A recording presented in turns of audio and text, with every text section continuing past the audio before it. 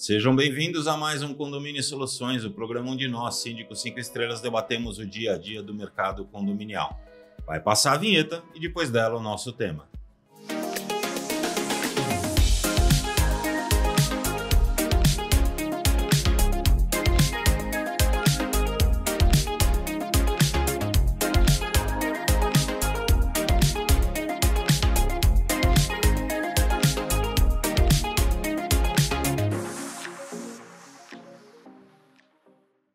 Fala pessoal, sejam bem-vindos de volta aqui a mais um Condomínio Soluções.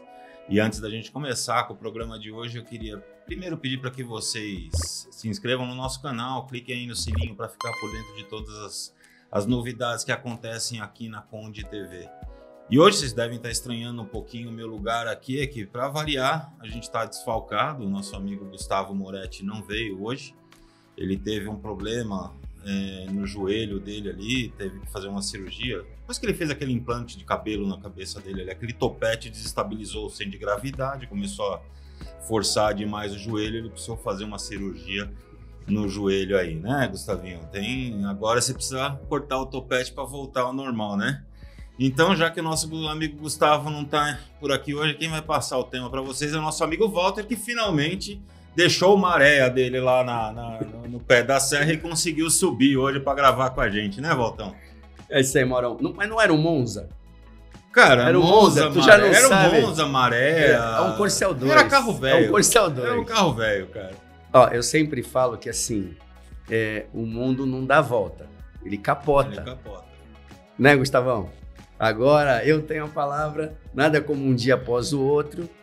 Né? Só falta o Maurão. O Maurão falou que nunca falta. Eu nunca faltei. Se vocês olharem aí, os 160 programas que a gente tem. O cara tá em forma. Estou em todos. Não fica doente nem nada. Tá tudo.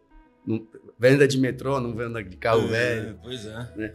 Mas eu falo assim: tu falou do joelho, mas não foi o joelho. Ele foi fazer uma revisão no telhado. No telhado? Tá fazendo uma revisão no telhado. Ah, então ele tirou mais pelo do joelho pra pôr na cabeça? Foi isso? Tu achou. Ele mandou aquela foto do joelho raspado, mas é que ele tirou do joelho para botar na cabeça. Tá fazendo uma revisão. Entendi. Aqueles que caíram. Entendi. Mais brincadeiras à parte, a gente fica esperando o Gustavo de volta aqui.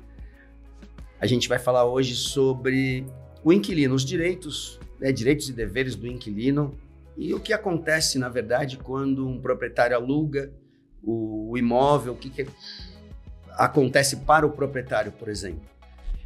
Quando há uma locação, na verdade, o proprietário passa a posse do imóvel, né? Ele passa a posse do imóvel para o inquilino. Quem passa a ter os direitos e os deveres dentro do condomínio, na verdade, passa a ser o inquilino. Porém, o proprietário ainda é o responsável por aquilo que acontece. E eu tive um problema até no dia do nosso evento lá da certificação, que a moça da portaria me ligou e falou assim, eu tô aqui com a cunhada do fulano, do apartamento e tal, ela quer ver o salão de festas. Aí eu falei, mas eles moram aí? Aí ela falou, não, esse apartamento é alugado. Eu falei, então, se esse apartamento é alugado, eles não podem nem estar aí. Né? Não tem jeito. Depois o rapaz me ligou, bravo, não, que não sei o quê. Então, quer dizer que o inquilino é que tem que alugar o salão para mim usar? Não. Mesmo o inquilino alugando o salão, ele não pode alugar o salão para o senhor usar, porque o senhor passa a ser um terceiro nessa situação, a não ser que ele vá fazer a festa, ou que ele se responsabilize pela festa, permaneça na festa, seja o responsável, vai fazer o checklist, tudo que acontecer vai ser passado para ele, por mais que a responsabilidade sobre o inquilino vá cair em cima do proprietário. Mas aí rolou esse estresse lá. Eu fico imaginando, de repente você alugou teu apartamento, mas você quer continuar usando a piscina, você quer continuar usando a academia, você quer continuar a levar teu pet para passear lá, você vai fazer festa, você vai estacionar teu carro na garagem, ou seja, um morador vira dois. Entendeu? Sim. Então, é necessário que os proprietários entendam que uma vez que ele loca, como você bem disse, ele cede o direito de posse, até ele transfere o direito de propriedade, de uso daquele espaço para o inquilino dele, ele passa a ser tratado como um visitante. Sim. Do condomínio. Ele é um visitante, ele só pode entrar no condomínio se alguém o inquilino dele autorizar ou se outra pessoa autorizar. Ele não pode usar piscina, a não ser que o condomínio permita convidados, e aí ele tem que estar com o morador do prédio. Ele não pode usar a academia, ele não pode reservar salão de festas, ele não pode parar a vaga no carro, o carro na vaga de garagem, porque o Código Civil diz que o uso das vagas de um condomínio só podem ser restrito a seus moradores, as pessoas de dentro. Então, quando ele faz a locação do seu imóvel, e isso vale inclusive para Airbnb, tá? Sim. Quem faz a locação por temporada, ele cede os direitos de propriedade. Naquele período Que o imóvel tiver alugado, tá? Porém, como você disse, ele é responsável por quê? Porque, na verdade, o imóvel, quando a gente fala de imóvel, a gente nunca trata com uma responsabilidade da pessoa física, que é a proprietária, da pessoa jurídica, que é a proprietária. A responsabilidade de tudo, seja ela financeira, seja ela do descumprimento de regras, é da porta do apartamento. Sim, é do imóvel. É do imóvel. Da unidade. São questões que envolvem aquele termo propter rem que o pessoal fala no judiciário. Então é sempre da unidade. E aí, quem é o responsável é o dono da unidade. Então, ele cede o direito de propriedade, mas continua com as responsabilidades. Tanto que nas notificações, a gente notifica o inquilino e o proprietário, né? Na verdade, a gente notifica o proprietário e comunica o inquilino, vamos dizer assim. Porque a unidade foi notificada, né? Que a gente falou. A notificação, eu tive um problema desse e a gente chegou numa situação de ter que dar uma notificação extrajudicial. E essa notificação, na verdade, ela foi endereçada ao proprietário do imóvel, que ele é o responsável por tudo, né? Tá até na convenção, em convenção, tá no regulamento interno de que o proprietário, na verdade, ele é o responsável pelos seus visitantes, pelos seus locatários, por todas essas pessoas. O próprio inquilino, na verdade, ele precisa ficar atento, porque o inquilino chega lá, ele fala assim, eu estou aqui de passagem, né? Faço um contrato de 30 meses, muitos cuidam das coisas, né? Levam, na verdade, o condomínio como se fossem proprietários. Mas a grande maioria, na verdade, sabe que ela está ali durante 30 meses, ela vai cumprir o próprio Airbnb. Que essa é a briga, na verdade, das locações de Airbnb, porque o pessoal fala, não, o cara vem aqui, vai ficar uma semana, não tem compromisso nenhum com o condomínio, e aí ele vem, por mais que a gente coloque regras, e é importante que o condomínio tenha regras para essas pessoas. Receber o contrato para registrar, mesmo do Airbnb, fazer o pessoal, na pior das hipóteses, se não for um contrato, que o próprio proprietário mande um e-mail para oficializar, documentar quem está entrando, documentação e tal, essa situação toda. Por isso a gente vai falar num outro programa sobre prédio comercial, é muito mais fácil a locação do prédio comercial do que o prédio residencial. E depois a gente vai falar sobre isso. Né? No próximo programa a gente fala sobre isso. E também o pessoal tem muita dúvida a respeito das questões relacionadas à assembleia, né? Sim.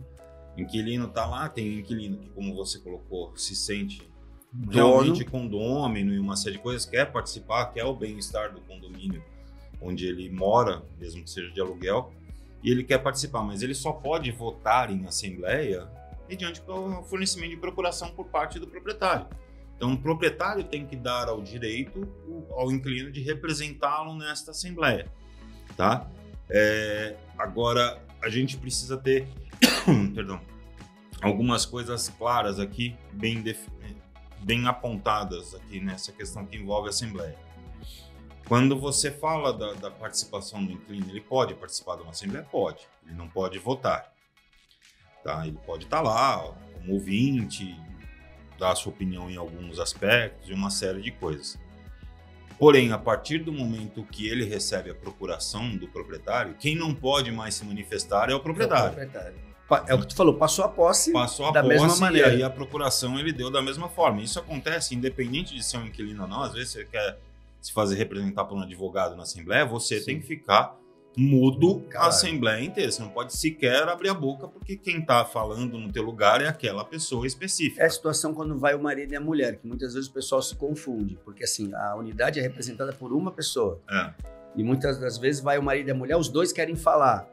A gente acaba fazendo vista grossa, né, para não ser politicamente incorreto, mas oficialmente só um dos dois poderia falar, foi quem assinou a lista lá. Exatamente. Um representante da unidade. E nessa questão do inquilino, do inquilinato, da lei do inquilinato e uma série de coisas, eu costumo orientar muitos proprietários, que hoje tem muita gente que faz a locação do imóvel, deixa o condomínio para o inquilino pagar e esquece que se o inquilino não paga, quem paga é ele. Já tive esse. A gente tem muito dessa situação, então eu costumo orientar muito as pessoas que façam aquele esquema do pacote, ou que eles façam o pagamento do condomínio e repassem o valor para o seu inquilino junto com o aluguel. Então, se o condomínio vence dia 10, quer dizer, você coloca o boleto do aluguel para o dia 15, que assim você tem o tempo de pagar, tem certeza que está pago ou não.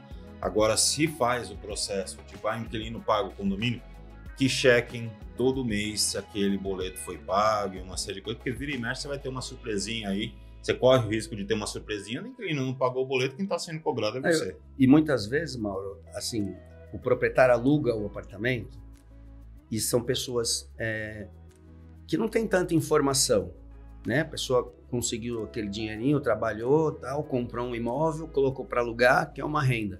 Mas ela não tem tanta informação. E aí não busca isso. Eu tive um problema com um rapaz simples, deu até dó, coitado, porque ele falou assim, não, mas pô, o inquilino não pagou. Então, o inquilino não pagou. E agora o jurídico está cobrando, porque já tem lá, estava 5, 6 meses atrasado. Ele conseguiu se entender com o inquilino dele lá, mas é uma dificuldade e uma preocupação. Na situação da Assembleia que tu falou, eu já tive algumas situações com inquilino em Assembleia. Eu já tive um inquilino que no final das contas virou subsíndico, porque naquela convenção, e como no Código Civil não diz que tem que ser morador, né? Nem fala do subsíndico, né, ainda. E na convenção também não falava que o subsíndico precisaria ser condômino. Então, na verdade, esse inquilino pegou uma procuração e ele acabou virando subsíndico. Passou lá um tempo, realmente ele se comportava como proprietário. Isso é bacana, porque a pessoa ajuda bastante a gente. E eu já tive uma situação num prédio que eu fui eleito e na dia seguinte, na verdade, a gente começa a trabalhar e começa a salvar os contatos e quem é quem não é, pede a lista para a administradora. A administradora mandou a lista e aí eu perguntei para os conselheiros as unidades deles. Aí teve um rapaz lá que ele falou, minha unidade é tal. Aí eu falei pro rapaz da administradora, então, mas não tá o nome dele aqui na unidade, tá o nome de outro. Não, ele comprou o apartamento agora, isso aí ele vai atualizar. Aí eu voltei no conselheiro. Falei, não é teu nome que tá na lista? Não, eu sou inquilino. Eu falei, então você me desculpa, como inquilina você não pode ser conselheiro, porque lá diz claro, tem que ser condômino, né? E as pessoas confundem um pouco essa coisa mesmo da procuração. Votar e ser votado. Tudo bem, você pode votar e ser votado. Você pode ser votado para síndico, para subsíndico, se não tiver nada na convenção que te proíba. Mas o conselho está no Código Civil lá que tem que ser condômino. E as convenções seguem isso. Está lá que o conselho tem que ser condômino. Então, mesmo com procuração, né, e não adianta a pessoa falar assim, não, mas eu estou representando Tudo bem, você pode até representar o proprietário, mas lá no conselheiro, quem é o conselheiro será o proprietário. Se ele tem que assinar por procuração. Por procuração. Quando ele vai nesse tipo de situação, ele se candidata, ele pode ser votado, desde que em tempo integral ele esteja representando o proprietário da unidade e assine aquela história de colocar o PP, Sim. fulano de tal ali, que ele está assinando, está fazendo tudo aquilo ali por procuração. E o proprietário tem que confiar muito, porque na verdade assim, tu vai dar uma procuração para uma outra pessoa te representar no conselho em teu nome, né? Porque ele vai estar assinando a pasta de prestação de contas em teu nome. Exatamente. Então essa é uma dificuldade. Muita gente confunde um pouco as coisas, acha que é tudo muito simples e muito fácil, mas o tamanho da responsabilidade em assembleias, em conselho, esse tipo de coisa é muito grande.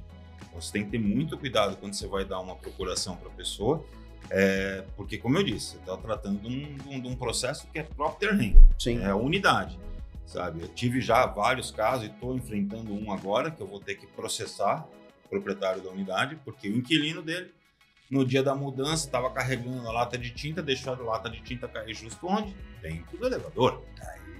Aí foi aquela bagunça, tinta para todo quanto é lado e tal, uma dívida ali para polir, limpar e tudo mais. Quem tem que pagar é o proprietário. E o discurso do proprietário é, mas não fui eu, foi meu inquilino que fez isso. Vocês têm que cobrar o inquilino. Não, quem tem que cobrar o inquilino é você. A gente cobra a unidade. Eu tenho que comprar a unidade, entendeu? Que é a responsável por aquela situação. Então, e é uma briga sem tamanho. Então, por isso que eu falo que quando você aluga um imóvel, mesmo que você use plataformas como o Airbnb para fazer locação de temporada ou até mesmo o quinto andar para fazer a gestão da locação, que o quinto andar tem aquela, eu garanto o pagamento. O quinto andar pode até garantir, mas ele não fica acompanhando se o boleto do condomínio está pago ou não. Então você vai receber ligações de cobrança, você Sim. vai receber penalidades, uma série de coisas nesse sentido.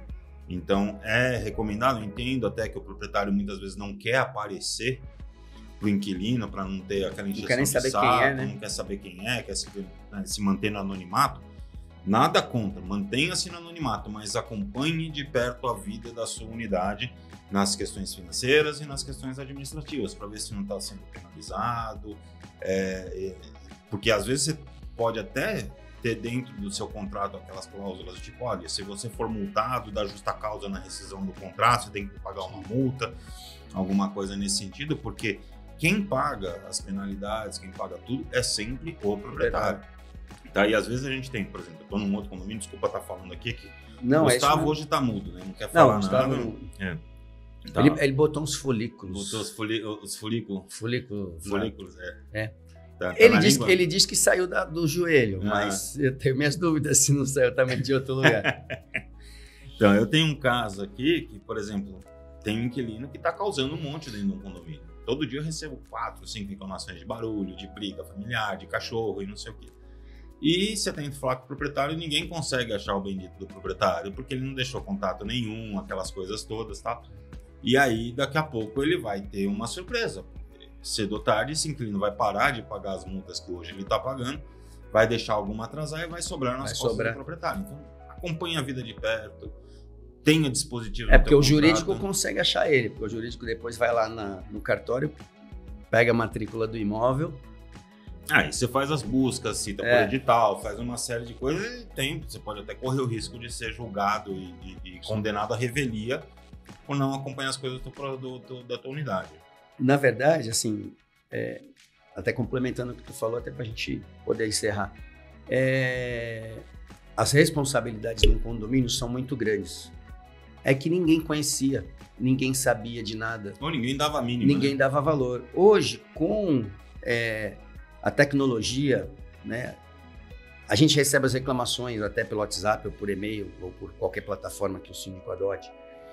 A gente fala, antigamente ninguém reclamava de nada, né? No máximo reclamava quando encontrava o síndico lá embaixo. O síndico desceu para ir na padaria, encontrou com algum morador, recebeu uma reclamação daquele morador, mas na casa dele ele não recebia nada.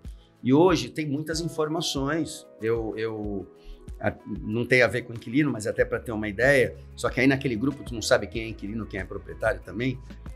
Houve uma demissão de um funcionário e a gente recebeu, a gente tem os informantes, né? O informante, a pessoa está reclamando e tal. Eu fiz um comunicado e alguém falou, sempre aparece um comunicado depois que a gente reclama nesse grupo. Vocês não reclamam para o síndico, reclamam no grupo, e a gente faz o comunicado. Então, hoje, o proprietário tem muitas obrigações, mesmo alugando o imóvel, e o inquilino tem muitas obrigações. Tanto que tanto na convenção quanto no regimento interno, normalmente tem aquele negócio, que o proprietário é responsável por dar ciência ao inquilino da convenção e do regimento interno, para que aquilo que ele faça, na verdade, esteja palpado, esteja calçado, na verdade, naquilo que está escrito. Né? Porque já aconteceu, eu tive uma... não sei se é inquilino o rapaz lá, não parei para olhar isso, mas o rapaz fez uma festa no final de semana e levou uma bandinha. E o pessoal começou a reclamar da banda. E aí ficou aquele negócio. Só que aí o pessoal me cobra e eu falo assim, então, o regimento de vocês é muito ruim, porque lá não diz que não pode. Sim. Se ele estiver infringindo os decibéis lá, que a gente já fez até programa sobre barulho, estiver infringindo os decibéis, então você tem que chamar a polícia, a guarda municipal, para que, e mesmo assim eles não têm aferição disso. Sim. Agora, se ele não estiver infringindo, não tem nada que proíba ele de botar lá um tecladista, um cara de guitarra, um violão, e foi isso que ele fez. E a gente sempre fala, né, o problema não é quem tá tocando, o problema são os convidados que querem cantar junto. E só pra gente dar um encerramento aqui, tem uma outra situação que a gente precisa também deixar os condôminos alertados. Tudo aqui, tipo, não é porque o cara é inquilino, morador é inquilino, que eu, como síndico, tenho a opção de mandá-lo embora, de proibir, de expulsá-lo do condomínio. A única pessoa que tem esse poder é o proprietário através da rescisão contratual. Então a gente já teve situações em condomínios em que de repente as pessoas vêm e falam assim, não, você como síndico tem que proibir a entrada dele aqui. Não posso. Mas ele é inquilino. Sim, ele é inquilino, ele está fazendo posse do imóvel de outra pessoa. Quem pode botar ele para fora é o proprietário. Aí os moradores fizeram furdunço, não sei o que, conseguiram achar o proprietário, foram falar com o proprietário falou, não, tudo bem, reensina o contrato, só você me pagar o que falta de aluguel. Sim. Porque, são coisas que de repente as pessoas precisam colocar que nós, como síndicos, a gente tem poderes administrativos e não de polícia, não de coisa assim, a gente não pode mandar a pessoa embora, não pode entrar.